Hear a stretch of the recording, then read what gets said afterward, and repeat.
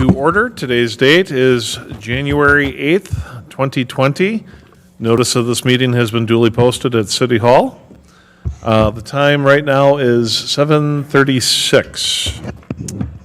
Item number 1, call to order and roll call. Alder Wolf. Present. Alder Olson. Present. And Dan Stevens is also present. So is Blake. And here's the mayor. Calm down. What'd they do? Knock something off? Oh, sorry. Is this a matter for the sergeant at I arms? was so cold. I was just trying to warm my hands up. Guys, jeez. It's a good thing we got Chief Eschbeck here to. Yeah. Things are getting rowdy. Also present, we have Dan Wick from Park and Rec, Chief Charles Eschbeck, Chief Billy Hayes from the Fire Department.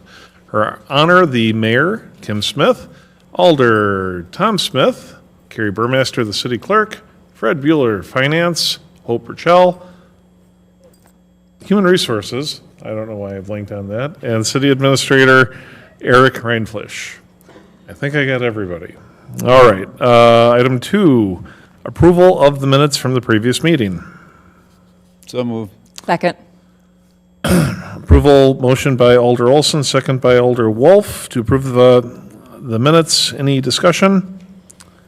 Hearing none, all those in favor of approving the minutes signify by saying aye. Aye. Any opposed? Minutes are approved. Item 3, public input. Anybody wishing to provide public input, please approach the podium. Second call for public input. Third and final call for public input. Hearing none, public input is now closed. Consideration and possible action on the following items. 4, under the 2019 Omni Center financials. Okay, first of all, whether it's this set of financials or the general fund, the intent was not to make it so you can't read it. We'll change something next month so that it's more legible. So I apologize for that piece. I'm not sure what happened there, but we'll work on that for next month. The Omni financials we have on the second page. We have a total of $555,894 in revenues and $569,013 in expenditures, which is a shortage of $13,118. The financials represent November's cash receipts, and the expenditures, that was the revenues. The expenditures represent November bills. So we have one more month to go, and I'm sure Dan would like to add anything more to the equation. Just for reference, with this report being printed on December 14th, in the expense account, there is roughly about $14,000 of labor that show up on this report. That's not really November business, is really December business.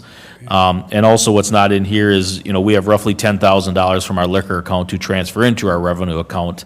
I think we're in very good position at the Omni Center. We had a very good December.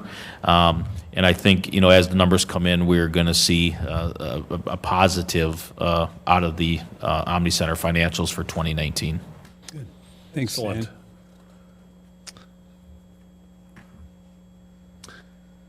Anybody else have any commentary on the 2019 Omni Center financials? I will accept a motion. Make a motion to accept the Omni Center financials. Second. Motion by Alder Olson, second by Alder Wolf to accept the financials. Any discussion? Hearing none, all those in favor, please say aye. Aye. Aye. Financials are approved. Let's move on to item 5, 2019 general fund financials. Fred. Okay, the general fund financials from the revenues point of view is the revenues have been very positive through the entire year. They are winding down, however, so I think we'll end up on a very positive note. What I do find interesting is, I know it's hard for you to read, but under court penalties, we had anticipated budget-wise $95,000 in court penalties, and we've taken in through the month of November $95,882. So the whole month of December then is a positive note on the area of that. So I mean, But overall, I think the building permits, most of the revenues that the departments had anticipated are going to reach its goal, if not a little bit better than anticipated. On the expenditure side, we have one more month of bills, and other than that, we've already talked about many times prior meetings of the snow and ice. I think Jared had also, I know he's not here, but because we've had fairly mild weather, that means is that overtime costs and salt weren't going to be expense as high as what he anticipated. So that's also a positive note. So more people misbehaving and good weather is good for the budget then. More people misbehaving, yes? Okay. So what do we want to do with the 2019 general fund? Motion to approve. Second. Motion by Alder Wolf, second by Alder Olson to approve the general fund financials. Any discussion? Hearing none, all those in favor, please say aye. Aye. Any opposed? Financials are placed on file. Item 6, update regarding a county notification system called RAVE, Smart 911, and the discontinuance of Code Red. Is this you, Chief? Yes, sir. Thank you. Good evening, everyone. I'm excited to tell you about RAVE Smart 911 because it's something I've been working with La Crosse County on for the past at least 6 months. How this came about was Code Red has been used by the city of Onalaska as an emergency notification system for emergency alerts, road closures, and different points of contact for citizens who can subscribe/enroll through the city website. The cost for Code Red, as the contract that was initially launched almost a decade ago, has not gone down whatsoever. That cost was roughly $10,000 for Code Red, plus an additional $3,000 for the weather alert that was associated with that. So we budgeted roughly $13,000 each year that we were paying. In 2019, not a single alert went out, knock on wood, but part of that was because of whether it's, and you have a limited number of minutes that you're allowed to use, so nobody really wanted to send messages out because we didn't want to use up our minutes in case we really needed them. And then if we had to use them and we went over, that was an additional cost. So it was really not an effective notification system. Customer service support was not where it used to be. The training was not where it used to be. And certainly the user friendliness on our end as to send the messages out was very challenging. Chief Miller, when he was the police chief at that time, he and I set up numerous training sessions, and it just did not go anywhere. So La Crosse County also used Code Red, and they were looking at going to a new program called RAVE, which is the platform, and Smart 911 is the sign-up notification system for that. They were trying to get this in for at least 2 years, but they were having trouble trying to get it through La Crosse County budgeting. They were wanting to use it countywide for all jurisdictions. They were meeting resistance. I jumped on board and said, let's do this. However, there was a delay, and, well, who's going to pay for it up front? How's it going to cost? So all this kind of came to a head in the last 2 weeks of 2019 when working with EDC, with the county. They said, Chief, we think we can get this passed through the La Crosse County budget if you guys are going to do this. Meanwhile, I still had to budget for Code Red, so there's still $13,000 in the budget that was approved for 2020 in Code Red. However, La Crosse County went ahead and passed it through shared services and shared cost. We were able to get on board for $1,500, which is a savings of $11,500 for the city of Onalaska. Knowing how budgets go and how we look and cut and scramble to try to get our budgets in every year, $11,500 is a big deal. Other than that, also the usage for us as users to send this out is much easier. So it's a 3-step process. Chief Ashbeck has gone through some of the training with myself. He can attest to it's much easier once you learn it, obviously. But also the continuity. As you know, the council approved the city administrator and myself to participate with the La Crosse Area Planning Commission committee on shared service study for fire and EMS in 2020. This is something that's a direct reflection of what you can do.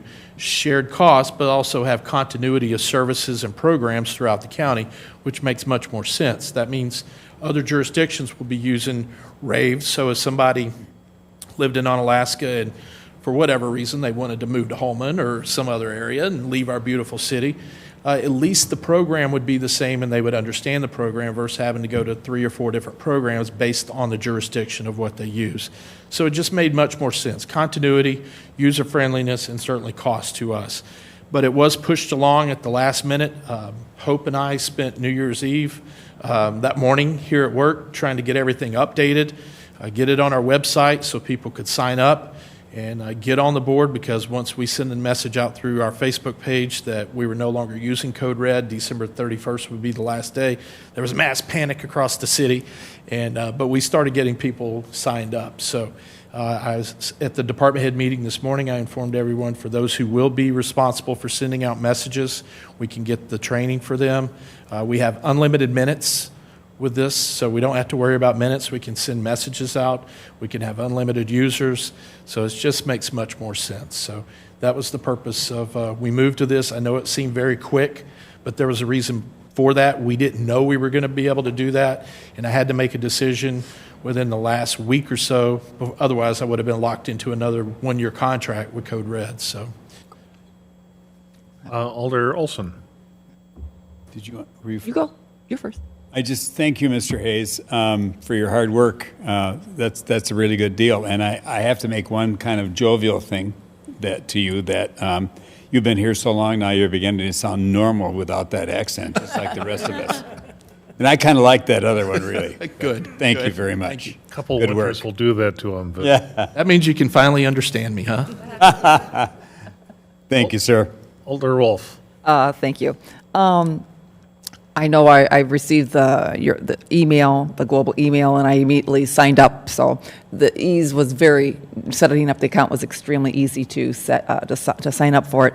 So my second question, though, my concern was, but I think you answered it. We were able to get out of the contract, so there was no penalty, no nothing. So we are 100% done with Code Red then. Correct. Was it Code We Red? did not renew. No, not Code. What was it? Code Red. Code Red. Yeah. Okay, so we were done with it, so no penalty, so we are severed and we're good. Okay, okay. If I might add, I know we have some of our alderpersons send out newsletters to your constituents in your districts to continue to send, or if you would include that information, because not everybody's on Facebook, not everybody goes to the website. We were able to pick up Channel 8, picked up our Facebook post, and they came out and did a story on it and aired that. However, we continuously need to push the message out just for public awareness and make sure everybody gets signed up and transitioned over. And if they have any questions, they can come in. I've had citizens come in, and they've come in my office, and I sit them down in the chair, and I set them up on their own. So whatever we can do. Thank you. Well, you'll be happy to know that I already made a note about the next second district dispatch, but I did have a couple of questions. First, what does RAVE stand for? Because I'm a early 90s graduate of UW-Madison, and RAVE means something very different. Smart 911, are we calling it RAVE or is it Smart 911? Rave is the platform. If you go to Rave's website, there is different notification systems. So they're the actually platform company. Smart 911 is the, I guess, application that you use to sign up for the notification. So it's Rave/911. So presenting to the public, we would maybe call it Smart 911? Yes, that would be fine. And then you mentioned that there was a savings, you were budgeted for $13,000, you got this program for $1,500, so presumably it's an $1,100, $500 savings to the... 11,500. Right. So between Fred, Dan Wick, and you, I kind of want to have everybody else like try to, step forward and tell me how much money they've saved the city. This is a good day for the finance committee, so. I thought he was going to ask for his money back. I really did. We haven't got to that yet. That's a good job. So, no, that's good to hear. Art, any other questions for Chief Hayes? Fred? Well, I don't have one for Chief Hayes, but what I'm going to do, Finance Chairperson, is I'm going to put that on a non-consent agenda so the general public, so when we hit it at the council level, there won't be no action item, but we'll be able to talk about it and kind of general information for the general public. Sure. I think that's a good idea. Yeah. And Chief, you can kind of present again at Common Council? Absolutely. In fact, I could put together a quick PowerPoint if you'd like me to, and we could run through that just so the attendees will be able to see what the website looks like. There's also an app for your phone that is called Smart 911, and you can do everything from your phone as well.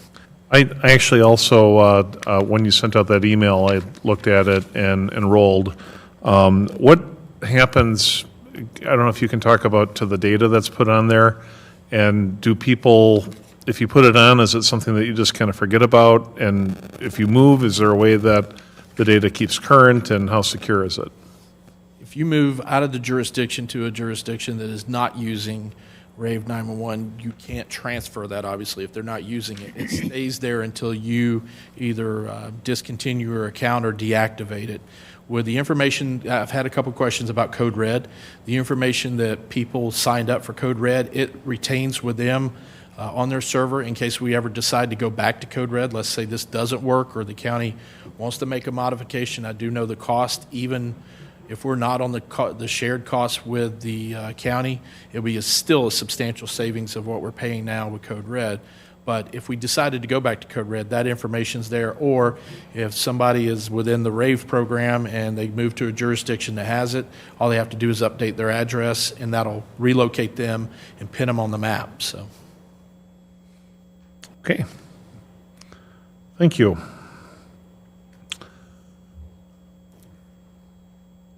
And that's not something we need to vote on or accept. Update. Let's update. So we can move on to 7 then. Authorization to proceed with the application for state trust fund loan on the 2020 capital projects that are not eligible for the general obligation bonds in the amount of $542,000. So these are things that are not bondable, so we have to go to the state trust loan, right, Fred? Yes, sir. Okay. Would we like to discuss this? What we have is, this is the application itself. Looking for common council and the finance personnel to authorize the application and move forward with this process. And we had budgeted for this, it's just not, we can't bond it, right? Right, So- we did it through the public hearing that we had in the month of December, and these items do not meet the requirements through the IRS code through Quarles and Brady to use bonds. Okay.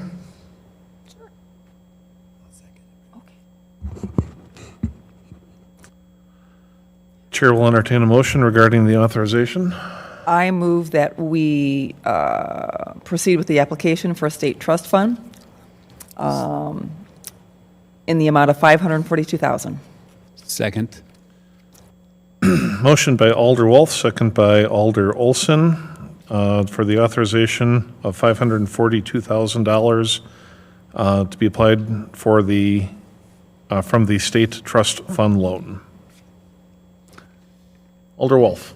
Thank you. I do have one quick question. I do note that the wage study is listed at $35,000, but an upcoming agenda item, we have it at $25,000. So could someone maybe reflect on that? 5,000 is what the Board of Public Works authorized through the public hearing. Okay. Eric. If you recall, in the Board of Public Works, and it's the document that I handed out, that back in August, we received a work plan, an estimate from a vendor for that work of just under $25,000, keeping in mind that that had not gone to what we're discussing today as to the expectations, and so we funded an amount above that to cover potentially any additional work that you would like to accomplish. I assume that, but I just wanted to just confirm, in case there was a question. Thank you. Any further discussion? Hearing none, all those in favor of the motion, please signify by saying aye. Aye. Aye. It is unanimous. So please proceed with that, Fred. Moving on to item 8, review and consideration, this is in personnel, of expectations of the compensation study for 2020. Eric. Not attached to your packet, but put into your boxes and email earlier this afternoon. First of all, with my apologies.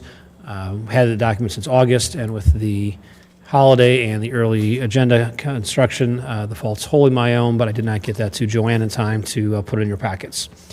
So there's a mass amount of information there to review, and I should have had it a while ago, but it's entirely my fault for not having it there, with my apologies. The document attached then is what's from Baker Tilly, or not attached, but you now have in your possession, Baker Tilly.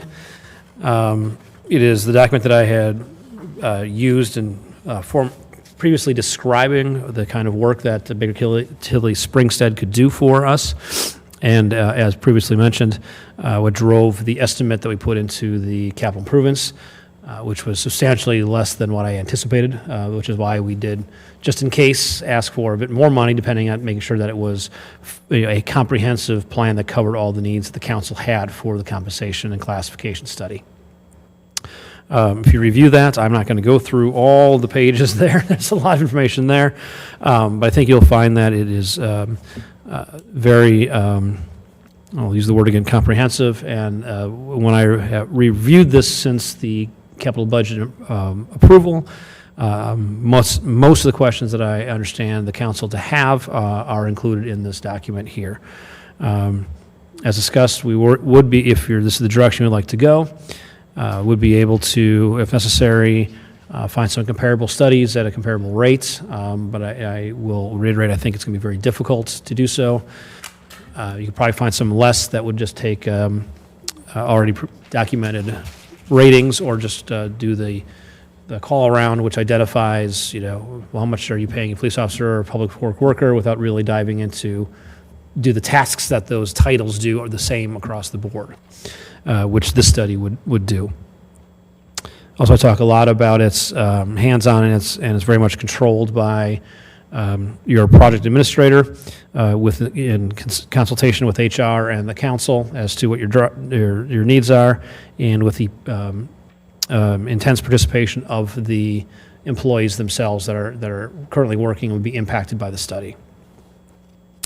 At the very final page, that they could be ready within 3 weeks to begin the process, and they anticipate a 6-month process before the final report would come back, which January would be looking at August at the earliest at this point in time with them, and it does take that long because of the research that they do that's customized to our own needs. They're not relying on just previously published research to come back to us.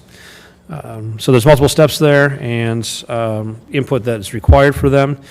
Particular input is sort of what kind of markets you like to compare to, not just in general for the whole organization, but on a position basis. For example, some positions you may recruit nationally or regionally, and some positions you may only want to recruit people that live locally. That may dictate the marketplace you're in competition with for those positions. You also have to decide sort of the philosophy behind your pay plan, which they'll customize again to. The general philosophy, we have one in place already, which is only based on performance does one get increase in wages. So we don't necessarily have to reinvent the wheel there, but that's a conversation that we will likely to have. And so the plan will be developed for those needs that we have. I guess, is there any questions at this point? Sure. I understand that sometimes things slip through the cracks, but, I mean, this is a pretty comprehensive study, and it was presented to us really kind of at the 11th hour. I'm not sure that, I know that I haven't had enough time to digest this, and I'm glad that there is a kind of a 6-month window. I'm thinking that maybe I'd feel better if we just kind of push this off a month, and then we'll have presumably at least one more alderperson that would be able to weigh in and make a decision. I don't know, what's the thought of the committee? Alder Wolf. I agree. I received the email was dated or timed 4:18, and I picked it up about 4:30 or so, and it's a 7-page document that, being new to the committee, even if I wasn't on the committee, I still am going to sit here and read all 7 pages and every single word, and I haven't had a chance to digest it. And something that's important, I think we need to be able to digest this. So I think we either refer it for 30 days to the next month's F&P, or we refer it to council for next week, one or the other. Agree. Something this serious and something that that staff has been waiting for, we need to treat this very seriously, and we need to have our ducks in a row and nothing fall through the cracks, and we need to just be very due diligence with this, and to just pass something without even having time to read this, I don't feel I'm doing my job. I would certainly consider the possibility of approving this at council next week because of the timeline. And when I look at the 6 months, my biggest concern is because of staff. If we were butting up against possibly, if this was last fall and we're butting up against possibly maybe a turnover of a new council coming up in April, I would be pushing this and saying, we got to get this done, because I've been a couple times ago when this happened, and we got a whole new council, and the pay study just froze in its tracks, and all that work was for nothing. But this is not the case with this, and I think we, depending upon what my fellow F&P members say here, I would either say we either refer it for 30 days or we refer it to council next week. Fred. Okay, I just want to also, I think it'd be a good idea to refer it, and I'll tell you why, is we just got done approving this application. This application, it has to go through a board to approve as to whether or not these projects are all eligible for the state trust fund. So, I mean, that's, so you wouldn't want to move it too quickly. I mean, I'm sure Chief Ashbeck would love to order his squad cars, but he doesn't order them until I get the board from the state trust fund to authorize this funds for the city of Onalaska. So Fred, is it your recommendation to refer it to council or to Well, next month's F&P? Next month's F&P. Okay, I'm feeling the same way. Hope. While I can understand that we can't spend the money, my concern is that I think if you have time to review this before council, that gives the council a decision whether or not you want additional quotes, so that those additional quotes could be coming back to F&P in February, rather than waiting yet another month to bring those back. And that would be my preference, is to have it be referred to council. And if the council chooses to have additional quotes, then we're not holding that process up. All right, so we have a decision to make. Do we want to refer this to council or to next month's F&P? I'll entertain a motion. I will make the motion that we refer the compensation study to council next Tuesday. Second. Okay, motion by Alder Wolf, second by Alder Olson to refer to the Common Council the compensation study as presented. Under discussion, I think under discussion, I don't have a problem with just pushing this forward to council, but at least for this committee and any committee that I chair, I think I'm going to make it the expectation that if anything is presented to us at the last minute that is not an emergency or where time is of the essence, I think I'm going to have it be almost a default policy where we're going to have that, so we refer it up into the next applicable meeting. So most of us have livelihoods that we have to deal with. I didn't know that this existed until after I closed my office at 5:30. It is fairly comprehensive, and it is important for the well-being of our staff. So this is just kind of a general notice that we need at least 24 hours notice if we're going to make a decision on something. Any other discussion? Okay, hearing none.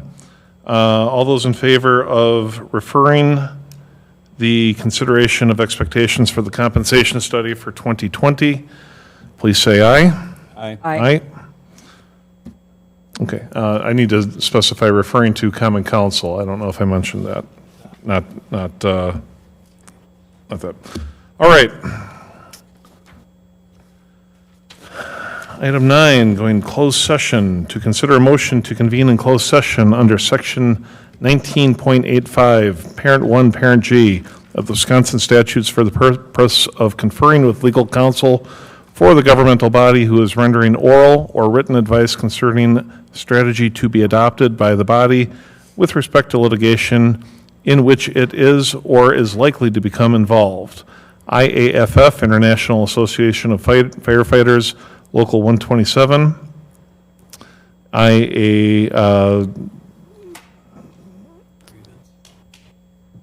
Grievance 2019-3, part-time emergency medical technicians, and IAFF, International Association of Firefighters, Local 127, prohibited practice complaint, part-time emergency medical technicians. If any action is required in open session, at the result of the closed session, the committee will reconvene in open session to take the necessary action and/or continue with the printed agenda. Second. Motion to go into closed session by Alder Olson, second by Alder Wolf. I believe we do a roll call, or Diane, aye. Dan Stevens, aye. We are in closed session. Olson with a big hit after